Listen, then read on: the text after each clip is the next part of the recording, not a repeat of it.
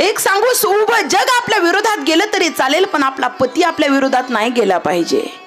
ज्या दिवशी पती आपला साथ सोडतो ना महाराज, अरे अख्ख्या जगाशी लढण्याची ताकद त्या बाईमध्ये असते. पण ज्या क्षणी तिचा पती तिच्या विरोधात जातो ना, त्याला तिचे हातपाय गळून जातात महाराज. ती म्हणते, पांडुरंगा, अरे मी एवढी सेवा केली, याचं फळ आहे का मला? राजा तिला राजवाड्याच्या बाहेर काढून देतो. महिला मंडळ, बाईचा जन्म असा काय काय माहिती नाही. बहिणाबाई बोलतात, बाईचा जन्म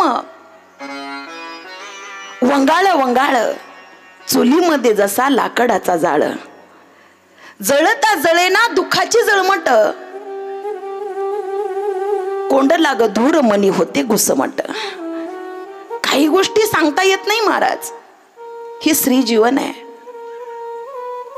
समाजाच्या इज्जतीसाठी, स्वतःच्या इज्जतीसाठी तोंड दाबून बुक्क्याचा मार, अशी काही पद्धत असते. काही घरांमध्ये ती बाई इतकी खानदानी स्त्री, सांगू मी तुम्हाला, जी की खरंच खानदानी आहे, ती बाहेर पाऊल नाही टाकत महाराज. तिला विचार येतो, माझ्या मायबापाची इज्जत आहे, मी म्हणजे माझ्या मायबापाची इज्जत आहे, मी म्हणजे माझ्या नवऱ्याची इज्जत आहे, आणि मी जर यांच्या पुढे पाऊल टाकला तर एका क्षणात इज्जत जाईल. महिला मंडळ, ज्या दिवशी त्या कुमारिकेचा साखरपुडा होतो ना, त्या दिवशी तिला काही जे आपल्या गळ्यामध्ये हातामध्ये जे अलंकार आहेत ना महिला मंडळ, याचा अर्थ आहे. अरे ज्या दिवशी साखरपुडा होतो, पैसा एवढं कुंकू आपल्या मस्तकावर लागलं जातं, त्याचा अर्थ काय आहे माहितीये तुम्हाला? आतापर्यंत ऐकला नसेल, आज ऐका. त्या मोठ्या कुंकवाचा अर्थ एकच आहे.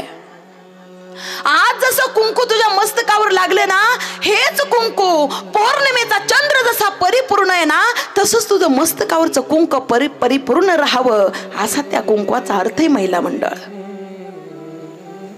हळदीच्या दिवशी त्या मुलीला 9 आणि 11 बांगड्यांचा चुडा घातला जातो, बरोबर आहे का नाही? हा, जास्त घालतात का? नाही ना. 9 आणि 11 बांगड्यांचा चुडा त्या मुलीला घातला जातो. ती मुलगी तो चुडा, एकही बांगडी त्याच्यातली फुटू देत नाही महाराज. 1 दिवस 2 दिवस, अगदी लग्न झालं, हळद फिटेपर्यंत ती त्या चुड्यातली एकही बांगडी फुटू देत नाही. तो चुडा काही शो साठी घातला जात नाही. अरे 9 आणि 11 बांगड्यांचा चुडा म्हणजे ज्या घरात तू जाणार आहे ना बाई ग, त्या घरामध्ये 5 लोक असतील, 7 लोक असतील, तुझ्यामुळे या घरातलं एकही माणूस फुटलं नाही पाहिजे, असा त्याचा अर्थ आहे महाराज. सांगेन मी तुम्हाला, ज्यावेळेला तिच्या गळ्यामध्ये मंगळसूत्र घातलं जातं, खरं मंगळसूत्र म्हणजे या 2 वाट्या आहेत महिला मंडळ. परिस्थितीनं ते मंगळसूत्र सोन्याचं असू दे, नाहीतर काळ्या मण्यातलं असू दे, सोनारांना नाही ठरवायची आपल्या नवऱ्याची फॅशन. सोडा हो फॅशन, सोडा. ह्या 2 वाट्या एका धाग्यामध्ये ओवल्या जातात. त्या 2 वाट्या म्हणजे पती पत्नी आहे, आणि तो एक धागा म्हणजे दोघांतला एक विचार आहे. भांडण कोणाच्या घरी होत नाही महाराज, प्रत्येकाच्या घरी भांडण होतं. भांडणाशिवाय त्या संसारात मजा सुद्धा नाहीये. एका क्षणी भांडावं, दुसऱ्या क्षणी हसावं, हा संसार आहे. 4-4 दिवस आबोला धरून काय मिळवायचंय? काय माहिती कोणता क्षण शेवटचा येईल आणि घेऊन जाईल. का बोला, कशा करता, समजून घ्यावं, बोलावं आणि खूप रडावं महाराज, माझं मत आहे. हृदयात ठेवू नका गोष्टी, साठवतात. साठवलेल्या पाण्यामध्ये किडे पडण्याची शक्यता असते. शेवाळ होतं त्या साठवलेल्या पाण्यामध्ये. त्या पाण्याला ना जागा द्या जाण्याकरता, हृदयातलं दुःख मोकळं होण्याकरता त्या अश्रूंना वाट द्या महिला मंडळ. हृदयामध्ये साठवून जी माणसं ठेवतात ना, त्यांना अटॅकची प्रमाण जास्त येतात.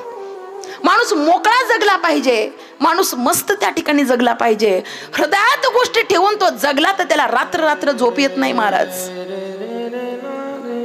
अरे त्या 2 वाट्या महिला मंडळ, त्या 2 वाट्या म्हणजे पती पत्नी आहे, आणि तो धागा म्हणजे एक विचार आहे. 2 शरीर आहे, पण 2 शरीरांचा एक विचार आहे.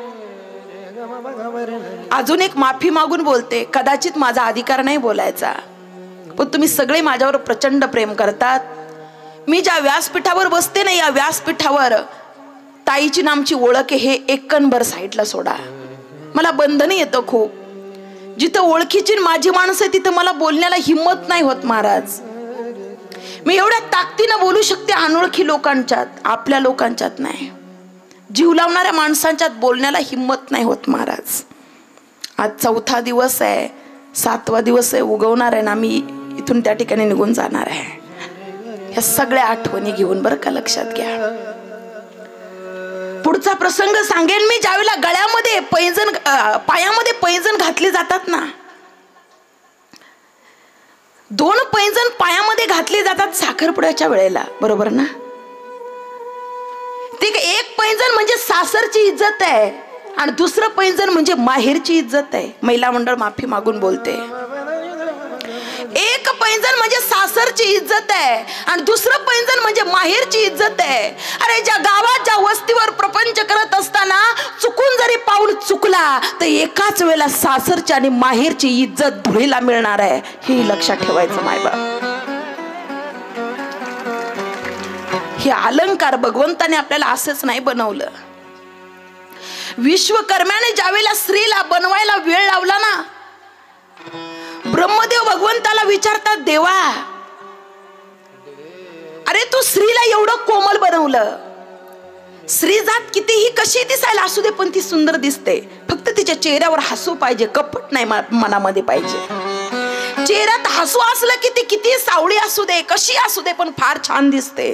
सौंदर्य, मला वाटतं हे सौंदर्य नाही, मनाचं सौंदर्य लय महत्वाचं आहे महाराज. ब्रह्मदेव विचारतात, एवढी सुंदर असणारी ही नारी, अरे या जगाशी तिला संघर्ष करायचा आहे, एवढं कोमल असणार हे व्यक्तिमत्व कसं टिकणार आहे या मृत्यू लोकामध्ये. त्यावेळेला त्या जगाच्या मालकानं काय उत्तर दिलं महिला मंडळ. जगाचा मालक उत्तर देतो, अरे सगळ्यात जास्त दिसायला जरी ती कोमल असेल तर सगळ्यात जास्त ताकद मी स्त्रीमध्ये भरलेली आहे, म्हणून मला तिला बनवायला वेळ लागला. अरे घरी भांडण झालं ना, अजून एक सांगेल मी तुम्हाला. घरी भांडण झालं की ती बाई घरातून घासाच्या वावरात जाईल, ऊसाच्या वावरात जाईल, दिवसभर आकांत करून रडेल महाराज ती. देवा काय प्रपंचात खरं आहे रे, का तू हा प्रपंच निर्माण केला. घरात भांडण झालं, एकमेकांना बोलले, मन दुखवली गेली, फार त्रास होतो रे देवा. याच्या विरोधात पतीला जर सहन झालं नाही तर त्याला डायरेक्ट ढाबा दिसतो महाराज. तो म्हणतो लई टेन्शन दिले, 2 पॅक मारतो घरी येतो, नाही विचार करत. हिला पॅक मारता येत नाही महाराज. दिवसभर त्या ठिकाणी टेन्शन घेणारी बाई ज्यावेळेला संध्याकाळच्या वेळेला मुलं शाळेतून येतात ना, त्यावेळेला ती हसत लेकरांना जवळ घेते. ही ताकद तिच्यामध्ये महाराज. नवऱ्याच्या आधी उठते, सगळ्यांच्या आधी उठते महाराज. घरातली सगळी कामं करते, अगदी उठल्यापासून सगळी कामं करते, दिवसभर शेतात काम करते. आणि नवरा घरी आला का चहा देतेस का ग, पाणी देतेस का, त्याला चहा पाणी देते, स्वयंपाक बनवते, जेवायला वाढते, परत सगळे झोपतात, ती भांडे घासते, सगळ्याचा निरापिरा करून सगळे झोपले का बघते, मग ती अंथरुणावर झोपते महाराज.